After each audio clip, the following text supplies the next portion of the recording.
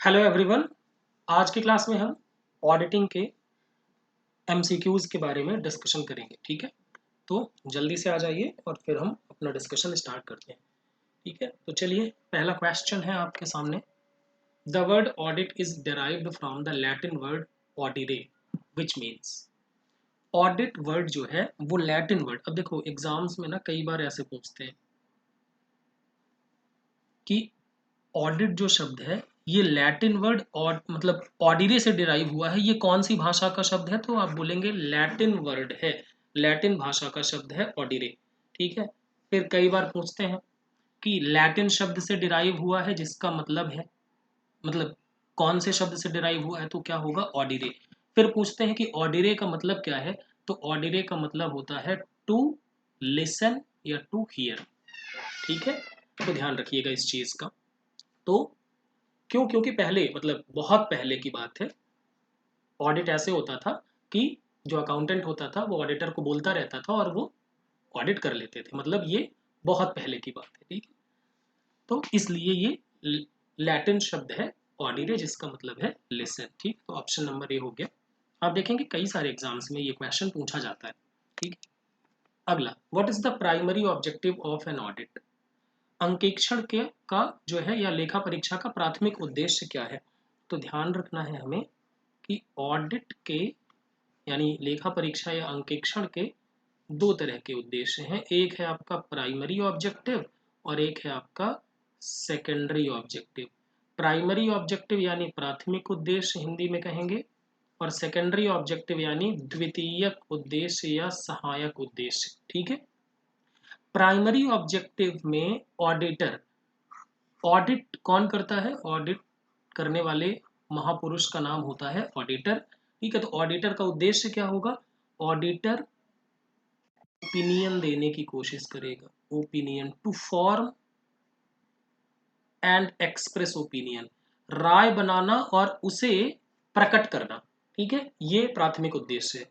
और द्वितीयक उद्देश्य क्या है? To detect and prevent fraud and error, यानी कि त्रुटियों को और जो धोखाधड़ी है उसको खोजना और उसे रोकना, ये सेकेंडरी ऑब्जेक्टिव है। ठीक है, तो प्राइमरी ऑब्जेक्टिव की बात करें तो प्राइमरी ऑब्जेक्टिव क्या होता है ऑडिट का? तो बेसिकली ओपिनियन देता है। तो ओपिनियन में ऑडिटर क्या करता है? रीजनेबल अश्योरेंस देता है। रीजनेबल अश्योरेंस यानी आश्वासन देता है कि भैया मैंने चेक किया है और उसको चेक करने के बाद मुझे ये लग रहा है। ठीक, तो इसके में क्या होगा? Providing assurance on financial information.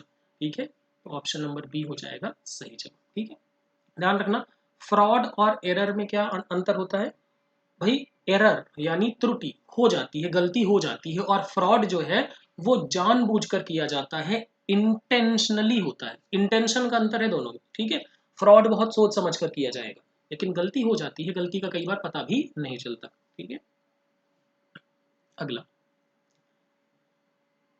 Which of the following is not an external user of audit reports?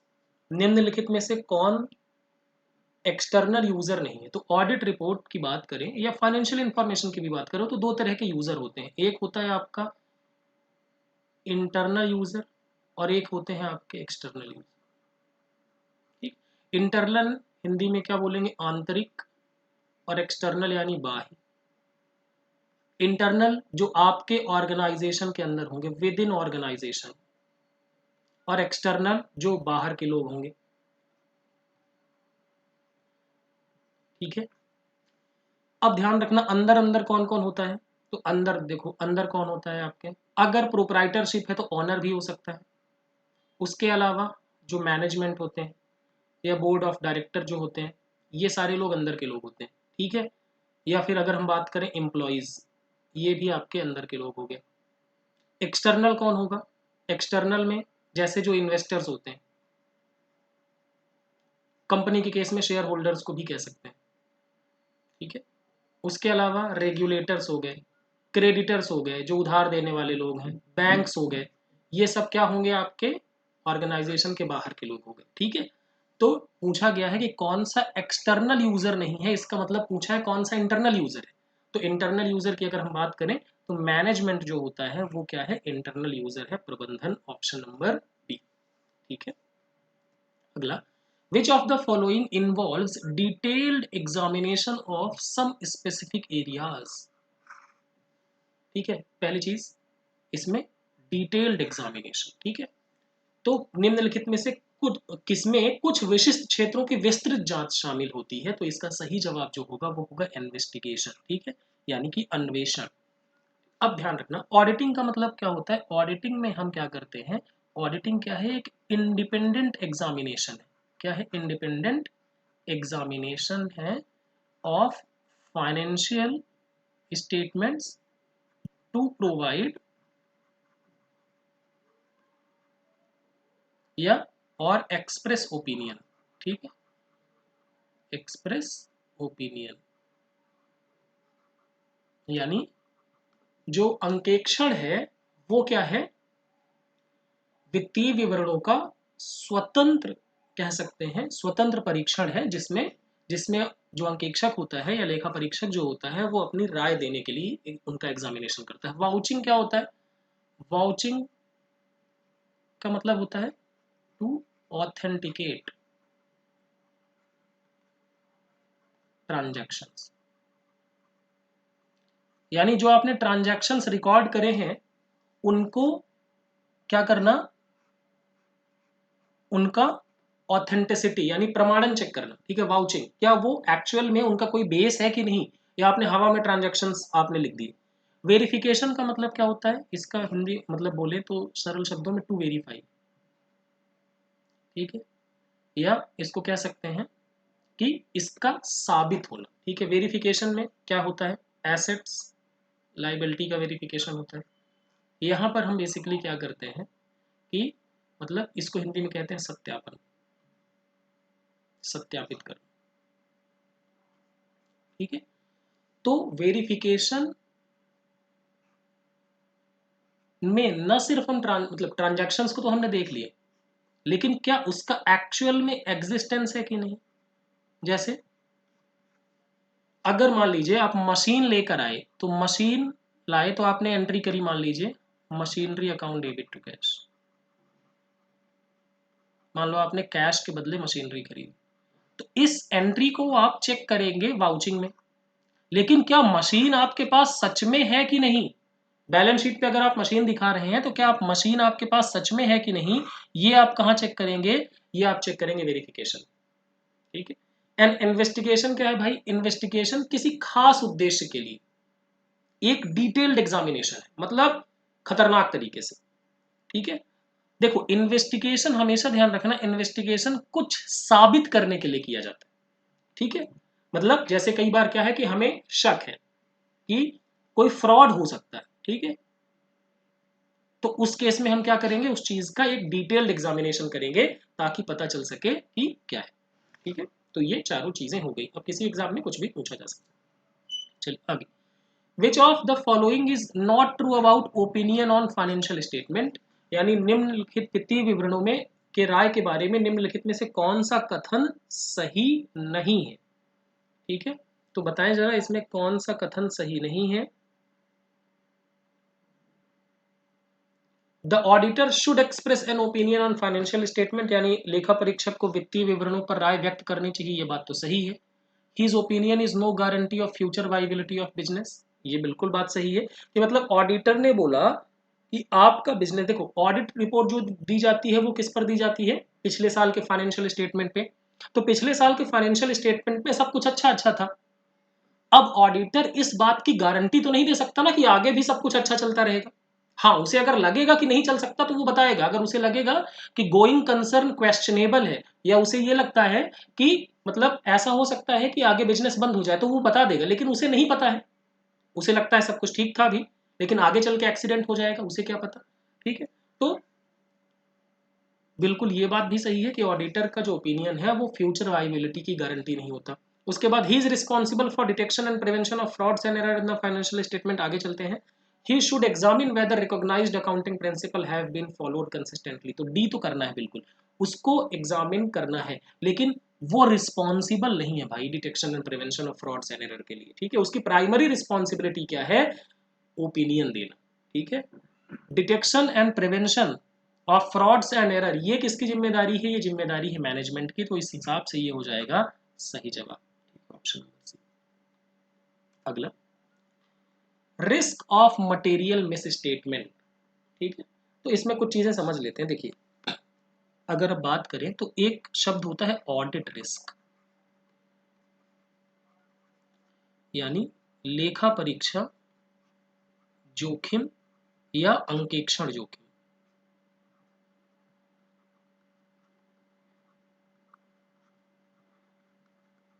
ठीक। इसका मतलब क्या होता है, इसका मतलब ये होता है कि ऑडिटर ने जो ओपिनियन दी, भाई ऑडिटर ने क्या करा, ऑडिट किया, ऑडिट करने के बाद वो क्या देगा, ओपिनियन देगा। अब वो ओपिनियन जो है वो गलत हो गई, वो ओपिनियन गलत दे दी। मतलब अब ओपिनियन गलत का मतलब कंपनी में कुछ गड़बड़ चल रहा था, लेकिन ऑडिटर ने बोला सब कुछ सही है। क्यों, ऑडिटर को पता ही नहीं चलेगा, सिंपल सी बात है, ऑडिटर को नहीं पता चला। जैसे मान लो कई बार होता था ना कि कुछ लोग जो होते हैं वो घर में बहुत शरीफ होते हैं, ठीक है, तो घर वालों को लगता है कि उनका बच्चा जो है बिल्कुल एकदम गाय है, लेकिन बाहर जाते ही उनके अंदर बैलत्व का विकास हो जाता है। तो अब ये जो घर वालों की ओपिनियन है, बताओ ये ओपिनियन कैसी है, ये ओपिनियन हो गई गलत, ठीक है। तो ऑडिट रिस्क का मतलब क्या हुआ, ऑडिट रिस्क का मतलब वो जोखिम जिसमें ऑडिटर की ओपिनियन गलत हो जाएगी, ठीक है, तो वो क्या है, ऑडिट रिस्क। अब ऑडिट रिस्क तीन चीजों से मिलकर के बनता है, किन किन तीन चीजों से मिलकर के बनता है भाई। पहला होता है इनहेरेंट रिस्क, यानी अंतर्निहित जोखिम, एक होता है फिर दूसरा कंट्रोल रिस्क, यानी कि नियंत्रण जोखिम। इन दोनों पे बात कर लेते हैं। इनहेरेंट रिस्क ये बिजनेस के नेचर की वजह से होता है, जैसे जहां कैश का लेन देन ज्यादा है वहां पर क्या होता है, वहां पर फ्रॉड की संभावना ज्यादा होती है, ठीक है। आप देखें, जैसे आप गोल्ड की शॉप पर जाएंगे ना, तो वो जितनी बार आपको गोल्ड देंगे उसके पहले वो उसका वेट करते हैं, क्यों क्यों मतलब वेट मतलब उसका वजन तौलते हैं, क्यों करते हैं, क्योंकि पता है कि इसमें रिस्क ज्यादा है, इनहेरेंट रिस्क, बिजनेस का नेचर ऐसा है। फिर इनहेरेंट रिस्क, इनहेरेंट रिस्क का मतलब ये होता है कि अगर कोई कंट्रोल ना हो, अगर कोई नियंत्रण ना लगाया जाए, तो बिजनेस के नेचर के हिसाब से क्या रिस्क है। जैसे एग्जांपल के तौर पर मान लो एक शॉप है गोल्ड की, ठीक है, और वहां कोई कंट्रोल नहीं है, और एक शॉप है भूसे की, ठीक है। आप बताओ कहां पर रिस्क ज्यादा होगा, भाई गोल्ड की शॉप पर रिस्क ज्यादा होगा, अगर पता हो कि कंट्रोल नहीं तो लोग चुरा ले जाएंगे, और भूसे की शॉप पर हो सकता है यार बहुत मजबूर आदमी ही जाएगा भूसा जो चुराने।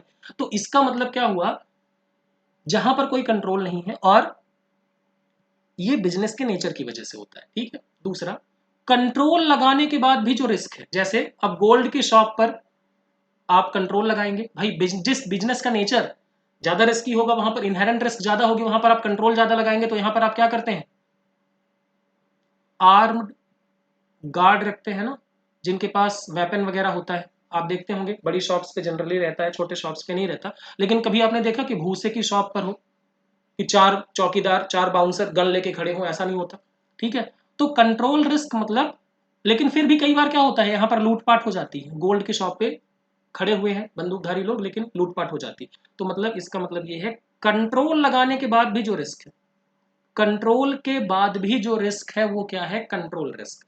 कंट्रोल लगाया हमने फिर भी जो रिस्क है वो कंट्रोल रिस्क है। ये समझाने के लिए बोल रहा हूँ, ऑडिट के पर्सपेक्टिव से अलग तरीके से, ठीक है, आपको समझ आना चाहिए, ठीक है। तो ये दोनों रिस्क बनकर क्या बनते हैं, इनहेरेंट रिस्क और कंट्रोल रिस्क, ये दोनों मिलकर के बनते हैं आपका risk of material misstatement. क्या बनते हैं, risk of material miss statement, inherent risk and control risk, ठीक है। तीसरा रिस्क है डिटेक्शन रिस्क। डिटेक्शन रिस्क यानी खोज जोखिम। इसका मतलब ये होता है कि auditor during the process of audit, जब ऑडिट करेगा ना, तो जो उसके ऑडिट प्रोसीजर्स हैं उससे वो रिस्क को पकड़ नहीं पाएगा, ठीक है, मतलब ऑडिटर जिसे डिटेक्ट नहीं कर पाएगा उसको क्या बोलेंगे, डिटेक्शन रिस्क। ठीक है, तो ध्यान रखना, risk of material misstatement क्या हुआ, इनहेरेंट रिस्क, कंट्रोल रिस्क और रिस्क ऑफ मतलब equal to risk of material misstatement. अब अगर ऐसे मैं बोलूं inherent risk into control risk into detection risk, तो ये क्या बन जाएगा, ऑडिट रिस्क। ठीक है, या फिर इसको ऐसे भी लिख सकते हैं, risk of material misstatement into detection risk equal to audit risk. ये याद रखना, कभी एग्जाम में आता है बहुत सारा। ठीक है, एक बार फिर बोल रहा हूं, कोई कंट्रोल नहीं है, नेचर ऑफ बिजनेस की वजह से इनहेरेंट रिस्क, कंट्रोल लगाने के बाद जो रिस्क है कंट्रोल रिस्क, और जो ऑडिटर अपने ऑडिट प्रोसीजर से ढूंढ नहीं पाएगा वो डिटेक्शन रिस्क। तीनों मिलकर के क्या बन जाएगा, ऑडिट रिस्क। ठीक है, अगर एक चीज और ध्यान रखना, अगर इनहेरेंट रिस्क ज्यादा है और कंट्रोल रिस्क ज्यादा है तो ऑडिटर को क्या करना पड़ेगा, डिटेक्शन रिस्क कम करनी पड़ेगी ताकि ऑडिट रिस्क क्या हो जाए, कम हो जाए। ठीक है, क्योंकि अगर बहुत रिस्की है ऑडिट में ओपिनियन देना तो फिर भाई ओपिनियन गलत होने के चांसेस ज्यादा है। तो ध्यान रखना, अगर इनहेरेंट रिस्क ज्यादा है, कंट्रोल रिस्क ज्यादा है, मतलब risk of material misstatement is higher, तो ऑडिटर को ज्यादा डिटेल में चेक करनी पड़ेंगी चीजें, ज्यादा ऑडिट प्रोसीजर लगाने पड़ेंगे ताकि क्या हो सके, डिटेक्शन रिस्क कम किया जा सके। ठीक है, ये ध्यान रखना। तो इस केस में जवाब क्या होगा सही, risk of material misstatement equal to inherent risk into control risk. ठीक है, चलते हैं अगले question. Audit risk is the function of risk of material misstatement and, बताइए, हमने अभी बात की थी audit risk is function of risk of material misstatement and detection risk. Option number B is the right answer. ठीक है, चलिए, what is the primary purpose of an internal audit. Internal audit में प्राथमिक उद्देश्य क्या होता है, तो सबसे पहले एक इंटरनल ऑडिट का सेक्शन है कुछ कंपनीज एक्ट में, आपको याद होना चाहिए क्या है, क्या है, क्या है, जल्दी बताओ क्या है। सेक्शन नंबर 138 इंटरनल ऑडिट से जुड़ा हुआ है, जो कहता है कि इंटरनल ऑडिटर कोई भी हो सकता है, वो सीए भी हो सकता है, सीएमए भी हो सकता है, सीएस भी हो सकता है, या कोई अलग अदर प्रोफेशनल जो है वो भी हो सकता है, मतलब, और वो कंपनी का एम्प्लॉय भी हो सकता है, कोई दिक्कत नहीं है। तो इंटरनल ऑडिट किस लिए किया जाता है, इंटरनल ऑडिट क्यों किया जाता है, पहला है providing N opinion on financial statement, ये तो इसके लिए तो एक्सटर्नल ऑडिट किया जाता है।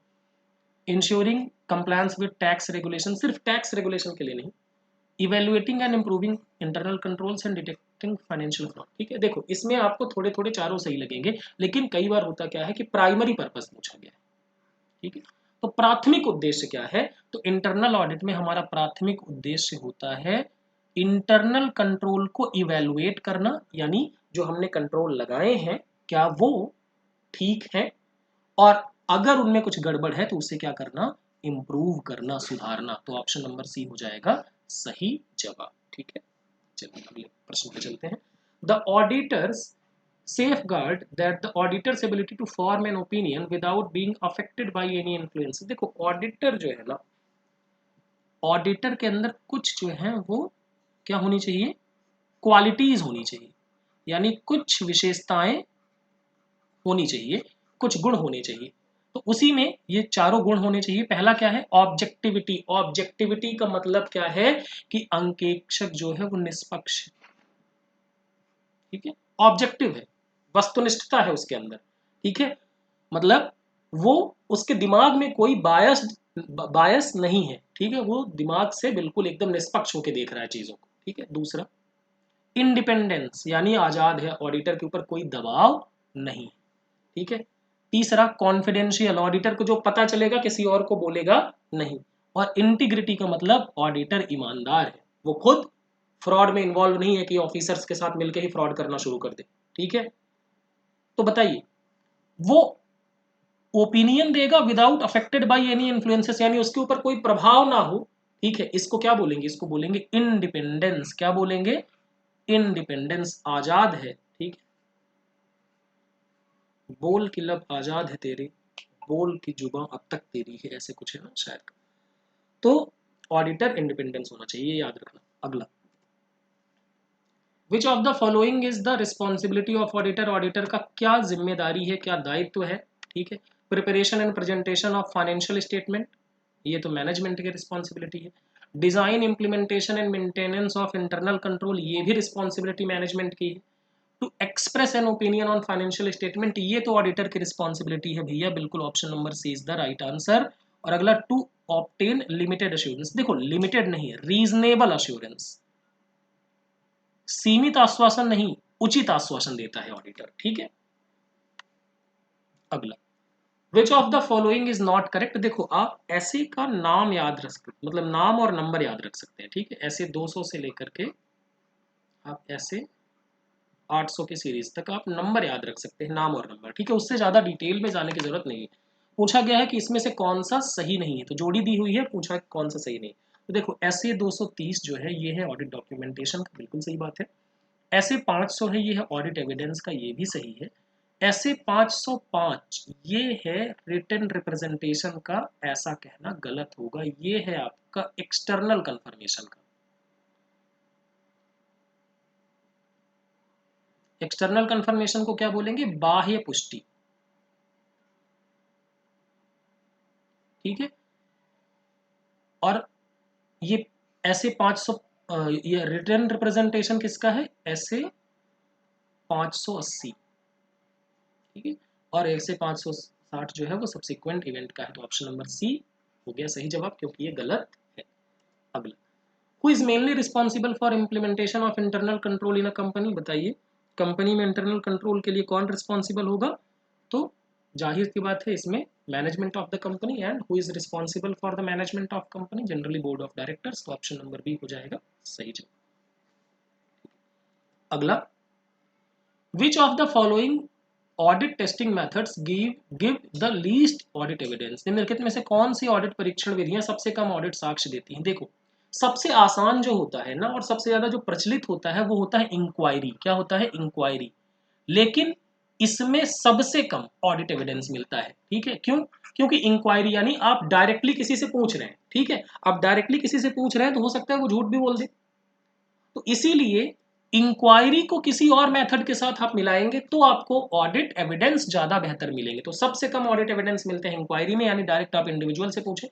फिर देखिए दो ये शब्द है इंस्पेक्शन एंड ऑब्जर्वेशन, ठीक है। एक मिनट इसको क्या बोलेंगे, देखो इसमें ऑब्जर्वेशन को क्या बोलते हैं हिंदी में, यहाँ पे कथन आ रहा है। ऑब्जर्वेशन का मैं मतलब समझाता हूँ, देखो ऑब्जर्वेशन का मतलब होता है कि आप एक्चुअल में जाके किसी चीज को देखें। जैसे मान लीजिए कि आपने किसी बैंक वाले से पूछा, ठीक है, एक बात बताओ तुम्हारे बैंक में जो है फायर अलार्म सिस्टम कैसा है, ठीक है। मतलब फायर अलार्म सिस्टम यानी आग वाग लगे तो क्या होगा, मतलब अलार्म बजेगा, फायर स्प्रिंकलर्स चलेंगे, ठीक है, फायर एक्सटिंग्विशर कहाँ कहाँ पे रखे हैं। तो ये आपने पूछा, उसने बताया कि सर सारा सब कुछ है, तो ये तो हो गया इंक्वायरी, जब आपने बैंक के सिक्योरिटी इंचार्ज से पूछा, ठीक। फिर आपने बोला एक काम करो चलो हमें दिखा दो कहाँ कहाँ फायर एक्सटिंग्विशर लगे हैं, ठीक है। तो ये हो गया आपने ऑब्जर्वेशन किया, ठीक है, ये इसको बोलेंगे कि आपने क्या किया, ऑब्जर्वेशन किया, ठीक है। फिर आपने तीसरा काम भी किया कि अच्छा चलो डॉक्यूमेंट दिखा दो, ठीक है। उन डॉक्यूमेंट में देखा अच्छा कौन सी वैलिडिटी कब से कहाँ की है, ठीक है, ये सारी चीजें। तो जब आप डॉक्यूमेंट चेक कर रहे हैं तो इसको बोलेंगे इंस्पेक्शन, ठीक है। मतलब सिक्योरिटी से रिलेटेड डॉक्यूमेंट जब अगर आप चेक कर रहे हैं तो उसको हम बोलेंगे, मतलब ऑडिट में आप डॉक्यूमेंट चेक कर रहे हैं तो वो क्या है इंस्पेक्शन। और आप वास्तव में उस जगह पे जाके चेक कर रहे हैं, ठीक है, एक्चुअल में, तो उसको बोलेंगे ऑब्जर्वेशन। और रीपरफॉर्मेंस का मतलब क्या है, उसी सिचुएशन में जाके उसको फिर से परफॉर्म करना, ठीक है।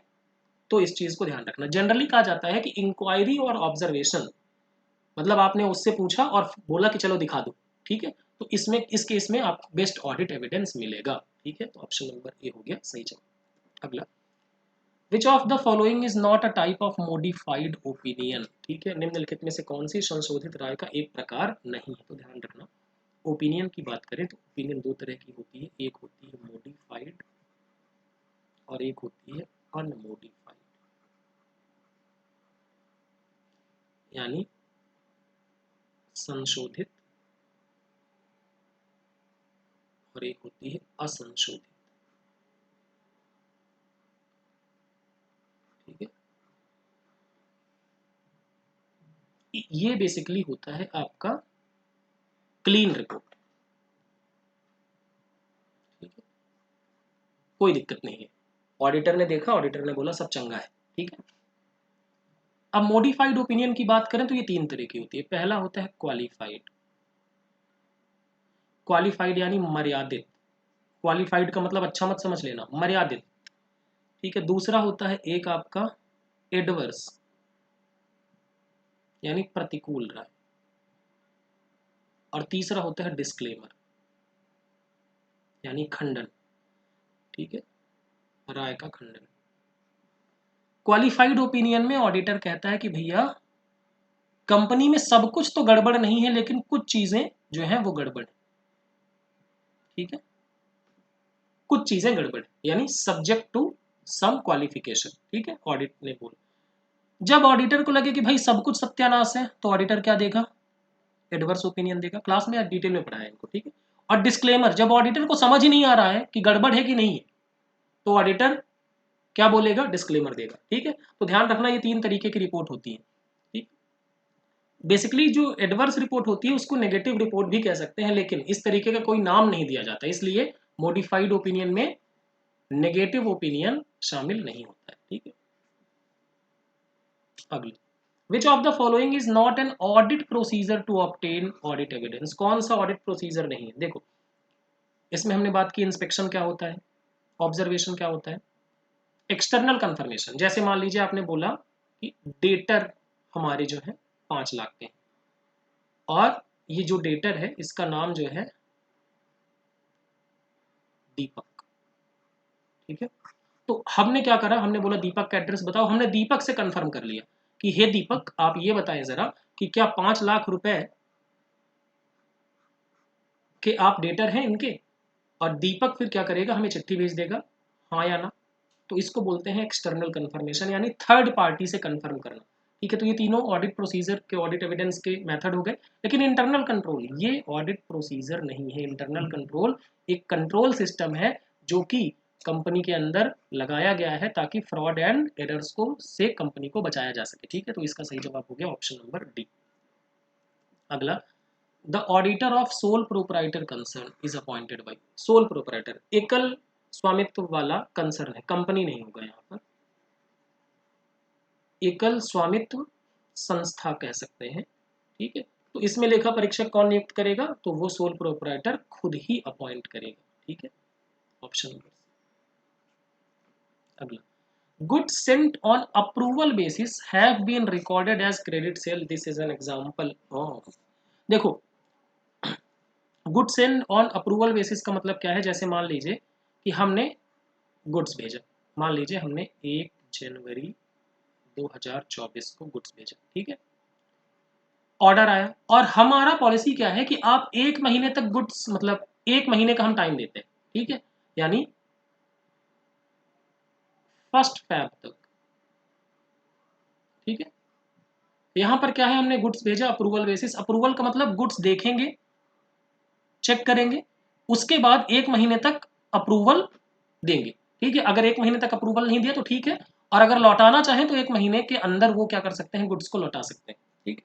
तो ये है goods send on approval basis. अभी जैसे हमने भेजा, तो एक बात बताओ, क्या ये पक्का है कि सेल हो जाएगी, नहीं हो सकता है गुड्स वापस भी आ जाए, तो इसे हमें रिकॉर्ड नहीं करना चाहिए एज अ क्रेडिट सेल, ठीक है। अगर हमने क्रेडिट सेल यानी उधार विक्रय के रूप में रिकॉर्ड कर लिया, इसका मतलब हमने क्या कर दिया, एरर ऑफ प्रिंसिपल, अभी सेल हुई नहीं और रिकॉर्ड कर ली, ठीक है। तो option number A. Error of commission क्या है, एरर ऑफ कमीशन क्या होता है भाई, ए का पैसा बी के खाते में रिकॉर्ड कर लिया, बी का पैसा सी के खाते में रिकॉर्ड कर लिया, ठीक है, या फिर 1,000 की जगह 15,000 रिकॉर्ड कर लिया, ऐसा।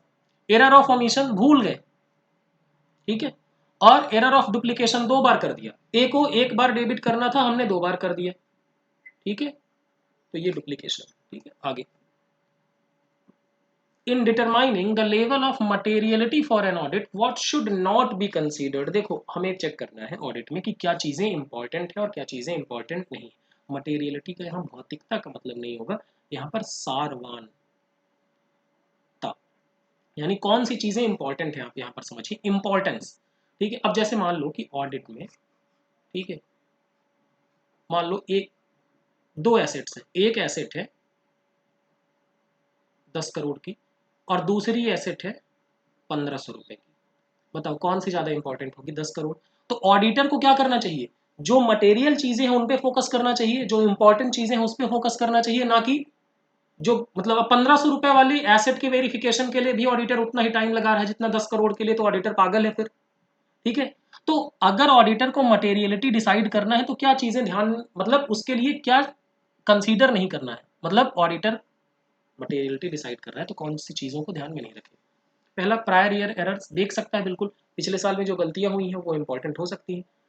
उसके बाद एडजस्टेड इंटरिम फाइनेंशियल स्टेटमेंट, जो इंटरिम फाइनेंशियल स्टेटमेंट यानी 2 पीरियड के बीच में जो बनाए गए हैं, ठीक है, उसमें जो प्रायर ईयर्स फाइनेंशियल स्टेटमेंट, पिछले साल के फाइनेंशियल स्टेटमेंट तो देखेगा ही। ठीक है, द ऑडिटर रेम्यूनरेशन, अब मान लो ऑडिटर कह रहा है कि भाई मुझे कम पैसे मिले हैं इसलिए मैं ज्यादा चीजें चेक नहीं करूंगा, भाई ऑडिटर का रेम्यूनरेशन मटेरियलिटी डिसाइड करने में बिल्कुल भी योगदान नहीं देता, तो ऑप्शन नंबर बी हो जाएगा सही जवाब। ठीक है, हालांकि ये होता उल्टा है, कम पैसे मिले होते हैं तो लोग कहते हैं हम क्यों चेक करें ज़्यादा। ठीक है, अब लेकिन क्योंकि आपको ओपिनियन देनी है, आपने बैलेंस शीट पे साइन करना है, मतलब आपने ऑडिट रिपोर्ट में साइन करना है, तो सारी जिम्मेदारी तो लगभग आपकी आ जाएगी। आपका ओपिनियन अगर आप अच्छे से चेक नहीं करेंगे तो आपका ओपिनियन गड़बड़ हो जाएगा। आगे अगला, of the following which is the least persuasive type of audit evidence, निम्नलिखित में से कम, सबसे कम परसुएसिव यानी जिसके बेसिस पर आप कोई ओपिनियन बना सके, कौन सा ऑडिट एविडेंस है। ठीक है, तो ध्यान रखना, bank statement obtain from client, bank statement मिला, ठीक है ये है। Audit documents obtain from third party, बिल्कुल ठीक है। Carbon copies of sales invoices inspected by auditor, ये थोड़ा सा लीस्ट परसुएसिव हो, यानी देखो परसुएसिव तो है लेकिन सबसे कम भरोसा आप क्या करेंगे, देखो सबसे कम आप भरोसा क्या उस पर करेंगे जो एक तो डॉक्यूमेंट भी ओरिजिनल नहीं है, और दूसरा आपको जो मिल रहा है वो कहां से मिल रहा है, आपके ऑडिटी से मिल रहा है। ठीक है, और कंप्यूटेशन मेड बाय ऑडिटर, ये तो ठीक है। ठीक है, तो ऑप्शन नंबर सी हो जाएगा सही। अगला, which of the following factors is the most important in determining the appropriateness of audit evidence, बताइए कौन से इंपॉर्टेंट, सबसे इंपॉर्टेंट फैक्टर है इसमें जो कि ऑडिट एविडेंस एप्रोप्रिएट है कि नहीं। देखो ऑडिट एविडेंस में दो चीजें हम देखते हैं, एक देखते हैं सफिशिएंट, सफिशिएंट की जब हम बात करते हैं तो हम मात्रा को देखते हैं यानी क्वांटिटी ऑफ ऑडिट एविडेंस, और दूसरा एक देखते हैं हम एप्रोप्रिएटनेस, यानी यहां पर हम क्या देखते हैं, क्वालिटी ऑफ ऑडिट एविडेंस। ठीक है, गुणवत्ता के बारे में बात करते हैं। ठीक है, तो ध्यान रखना, तो कौन सा सबसे ज्यादा इंपॉर्टेंट फैक्टर होगा। ठीक है, तो यहां से आते हैं, the independence of the source of audit evidence, ठीक है। The quantity of audit evidence, ये तो सफिशिएंट वाले में। The objectivity and integrity of auditor, ये यहाँ पे नहीं आएगा। The reliability of audit evidence and it's relevance in meeting the objective, audit objective, ध्यान रखना। अगर हम बात कर रहे हैं इसकी अप्रोप्रिएटनेस की, तो ऑडिट एविडेंस की रिलायबिलिटी को चेक करेंगे। ठीक है, ऑडिट एविडेंस अगर रिलायबल सोर्स से आ रहा है तो वो अप्रोप्रिएट है, जैसे बैंक से अगर आ रहा है बैंक स्टेटमेंट डायरेक्टली तो वो है।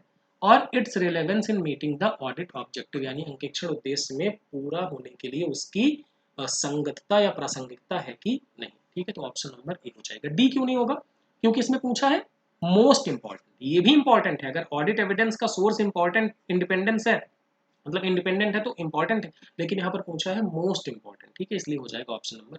कई बार होता है कि दो ऑप्शन आपको या तीन ऑप्शन में एग्जाम्स में जो ऑब्जेक्टिव टाइप के क्वेश्चन होते हैं वहां पे शब्दों को समझ करके मोस्ट सूटेबल आंसर चूज करना पड़ता है। ठीक है, चलिए अगला, which of the following is not a corroborative evidence, यानी कि कौन सा मतलब पुष्टि करने योग्य साक्ष्य नहीं।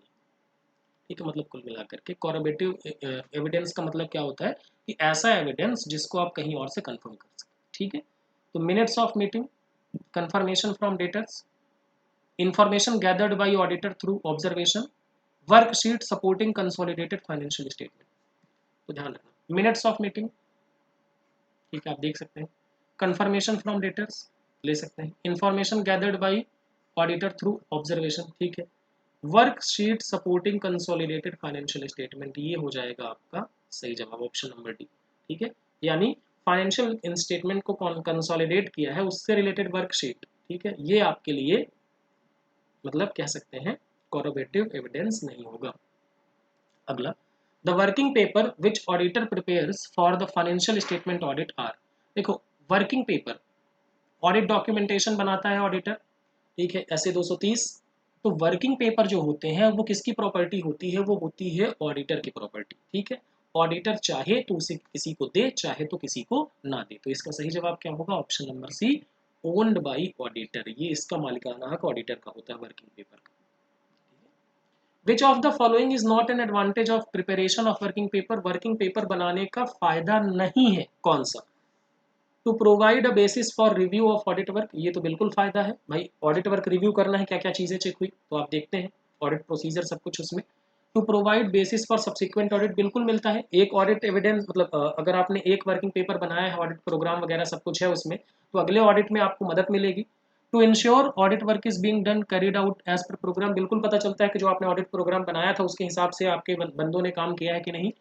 To provide a guide for advising another client on similar issue, भैया अगर आप अनदर दूसरे क्लाइंट को उसी इशू पर एडवाइस करेंगे तो ये हो जाएगा कॉन्फिडेंशियलिटी का उल्लंघन, तो ऑडिट पेपर बनाने का ये उद्देश्य नहीं होता और इसीलिए ये हो जाएगा सही जवाब। अगला, knowledge of entities business does not help auditor to, audit मतलब बिजनेस मतलब संस्थान के या इकाई के व्यवसाय के बारे में अगर ऑडिटर को जानकारी है तो इससे ऑडिटर को किसमें मदद नहीं मिलेगी, ठीक है। तो देखिए अगर ऑडिटर के मतलब एंटिटी के बिजनेस के बारे में ऑडिटर को जानकारी है तो फायदे क्या होंगे, ठीक है। पहला, क्या क्या प्रॉब्लम हो सकता है, ठीक है, मतलब इनहेरेंट रिस्क क्या हो सकता है ये ऑडिटर को पता चलेगा, प्रॉब्लम एरियाज पता चल जाएंगे, रीजनेबल मतलब एस्टिमेट्स का पता चल पाएगा उसे, ठीक है, कौन कौन से accounting principle and auditing principle लगे हैं ये सब कुछ पता चल जाएगा। लेकिन क्या इससे ऑडिटर अपनी इनहेरेंट रिस्क को कम कर पाएगा, नहीं, इनहेरेंट रिस्क तो बिजनेस के नेचर की वजह से है ना, ठीक है, तो वहां पे कंट्रोल ना होने की वजह से, तो इनहेरेंट रिस्क का तो पता चलेगा लेकिन इनहेरेंट रिस्क कम करने में मदद ऑडिटर की नहीं हो पाएगी, तो इसका सही जवाब होगा ऑप्शन नंबर ए। ऑडिटर जो है ना इनहेरेंट रिस्क कम कर सकता ना कंट्रोल रिस्क कम कर सकता, ऑडिटर डिटेक्शन रिस्क को कम कर सकता है ज्यादा ऑडिटिंग प्रोसीजर लगा के, ठीक है, ऑप्शन नंबर। अगला, a sale of rupees 50,000 to A was entered as sale of B, this an example of, A को सेल हुई लेकिन B के खाते में लिख दिया, तो ये क्या है, एरर ऑफ कमीशन, क्या है, error of commission. Error of commission लिखना ही भूल जाते, कंपनसेटिंग एरर मतलब ऐसा होता कि A को गलती से 500 रुपए से क्रेडिट कर दिया और फिर ए को गलती से 500 रुपए से डेबिट भी कर दिया, ठीक है, तो कंपनसेट हो गया। और एरर ऑफ प्रिंसिपल क्या है, जब आप किसी अकाउंटिंग सिद्धांत का उल्लंघन कर देते हैं, ठीक है, जैसे कैपिटल को आपने रेवेन्यू मान लिया या रेवेन्यू को कैपिटल मान लिया, ठीक है, तो इस तरीके से। तो ये 25 क्वेश्चन हमने डिस्कस किए, आई होप आपको चीजें समझ में आई होंगी। आप अगर कोई हमारा कोर्स लेना चाहते हैं, चाहे UP triple S C auditor, MPPSC taxation assistant, ठीक है, तो ये सारे कोर्स आपको अवेलेबल हैं। आप हमारा ऐप डाउनलोड कर सकते हैं जिसकी लिंक डिस्क्रिप्शन पे है और वहाँ से आप कोर्स में एनरोल करा सकते हैं। Thank you so much.